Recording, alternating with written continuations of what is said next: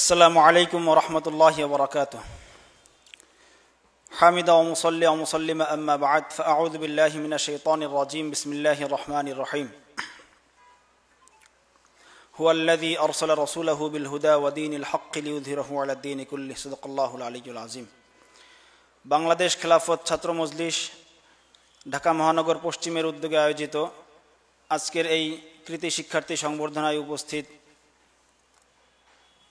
বাংলাদেশ খেলাফত মজলিস এর কেন্দ্রীয় দায়িত্বশীল ঢাকা 14 আসনের সংসদ সদস্য পদপ্রার্থী মাওলানা নুর মোহাম্মদ সাহেব, এছাড়াও উপস্থিত রয়েছেন বাংলাদেশ খেলাফত মজলিস ঢাকা মহানগর উত্তরের সংগ্রামী সাধারণ সম্পাদক মাওলানা মুর্শিদ সিদ্দিকী ভাই, এছাড়াও অন্যান্য দায়িত্বশীলবৃন্দ এবং আমার সামনে আজকের কৃতার্থ শিক্ষার্থী ভাইয়েরা।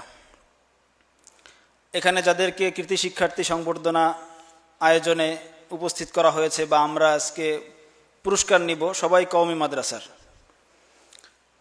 কওমি মাদ্রাসায় আমরা যারা পড়ি, আমরা 2024-এর গণ অভ্যুত্থানের আগ পর্যন্ত সমাজের পিছিয়ে পড়া জাতি ছিলাম। একেবারেই রাষ্ট্র থেকে, সমাজ থেকে এক ধরনের বিচ্ছিন্ন ছিলাম। এর কারণ হলো রাজনৈতিকভাবে আমরা সেভাবে নিজেদের সক্ষমতা প্রদর্শন করতে পারি নাই বিভিন্ন কারণে।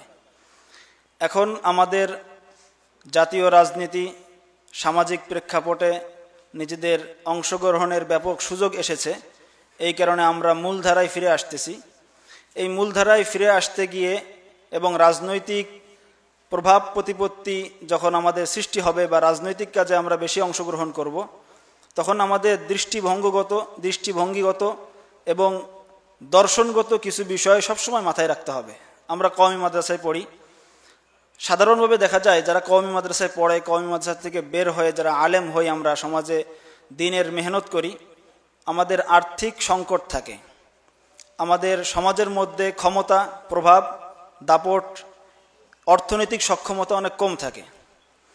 এর কারণে অনেক সময় আমরা হীনমন্য থাকি। বিশেষ করে যারা আমরা মেধাবী, আমাদের মধ্যে হীনমন্যতা বেশি আসে, কারণ যেহেতু আমাদের মধ্যে যোগ্যতা বেশি, দক্ষতা বেশি, জ্ঞানের সমৃদ্ধি বেশি, এই কারণে আমাদের মধ্যে হীনমন্যতা বেশি আসে। আমাদের টাকা নাই কেন, আমাদের পয়সা নাই কেন?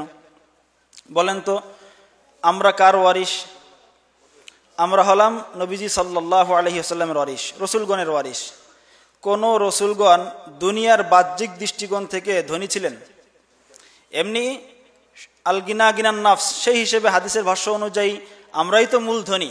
কিন্তু সামাজিকভাবে মানুষের মধ্যে যেটা প্রচারিত এবং মানুষ যেটাকে ধনী মনে করে, সেই হিসেবে দিনার দিরহামের দৃষ্টিকোণ থেকে, টাকা পয়সা ধন সম্পদের হিসেবে কোনো নবী রসুলগণ ধনী ছিলেন না।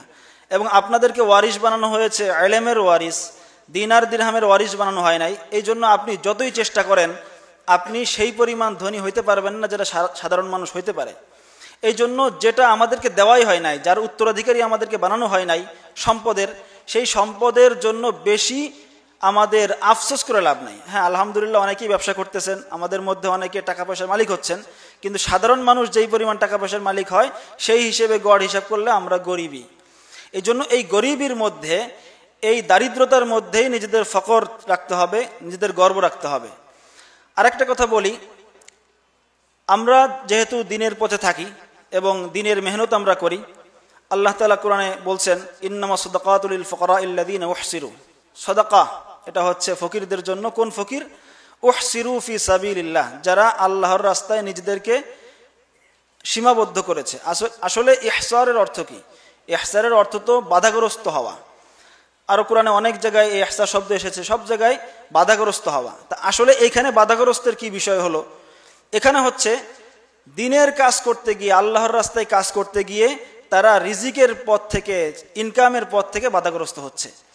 এবং এর মধ্যে হিকমত কি? কারণ এই যারা নিজেদেরকে সীমাবদ্ধ করে ফেলবে আল্লাহর রাস্তায়, কারণ হচ্ছে দেখেন, যারা ব্যবসা করে, যারা যে ময়দানে কাজ করুক, যদি একসুইর সাথে, একেবারে একনিষ্ঠতার সাথে সেই ময়দানে মেহনত না করে, সেই ময়দানে সে সফল হতে পারবে না। এই জন্য যদি আপনি ব্যবসা করেন, তাহলে ব্যবসা মনোযোগ দিয়ে করতে হবে। ব্যবসা মনোযোগ দিয়ে করলে আপনি ব্যবসায় সফল হতে পারবেন। যদি আপনি ইলমের ময়দানে মেহনত করেন, সেই মেহনত যদি আপনি একেবারে একনিষ্ঠতার সাথে না করেন, তাহলে সেই ময়দানে আপনি সফল হতে পারবেন না। রাজনীতির ময়দানেও যদি আপনি একনিষ্ঠতার সাথে যদি রাজনীতি না করেন, সব কিছু থেকে ফারেক হয়ে নিজেদেরকে ইহসার ফি সিয়াসা না করতে পারেন, তাহলে রাজনীতির ময়দানে সফল হওয়া যায় না। এই জন্য আমাদের ভাগ হয়ে যেতে হবে। যারা ইলমের ময়দানে কাজ করি তারা সেখানেই আমাদের কাজ করতে হবে। এরপরে আমরা যারা সিয়াসত করতে চাই আমাদেরকে এমন ব্যবস্থাই করতে হবে যাতে করে আমার এই সিয়াসতের বাইরে আমার আর কিছু না করা লাগে। সব কিছু আমিই করব।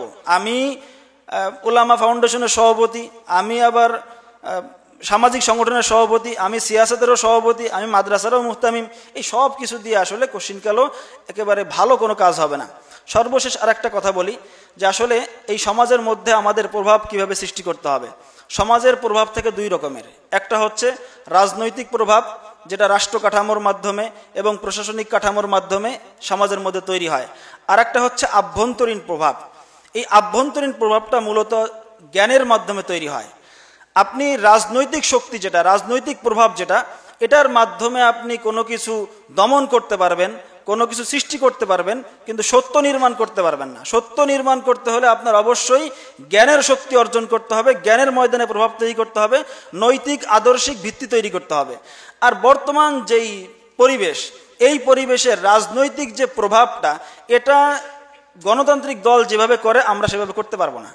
পেশি শক্তির যে রাজনীতি, এখানে আপনার মারামারি করতে হবে, ক্যাডার পালতে হবে, টাকা পয়সা দিয়ে আপনার করতে হবে, এটা আপনি পারবেন না। আমরা হুজুররা মারামারি করতে পারি না, কিন্তু আমরা একটা জিনিস পারবো, সেটা হচ্ছে আমরা আদর্শিক এবং নৈতিক ভিত্তি তৈরি করতে পারবো। আভ্যন্তরীণ যে প্রভাব, সেই প্রভাবটা আমরা তৈরি করতে পারবো, আর সেটা করতে হবে জ্ঞানের মাধ্যমে। এই জ্ঞানের ময়দানে আমাদের যত বেশি আমরা অগ্রসর হব, জ্ঞানের ময়দানে আমরা যত বেশি সমৃদ্ধি হব, নৈতিকতার মাধ্যমে আমরা যত বেশি সুশোভিত হব, সুসজ্জিত হব, আমাদের প্রভাব সমাজের মধ্যে সেভাবেই পড়বে। আর রাজনৈতিক শক্তি, রাজনৈতিক প্রভাবের স্থায়িত্ব থাকে সামান্য কিছুদিনের, আর এই নৈতিক যে প্রভাব আর এই জ্ঞানের যে প্রভাব, এই প্রভাব থাকবে ইনশাল্লাহ সারা জীবন, এবং এর মাধ্যমেই সমাজ পরিবর্তন হয়।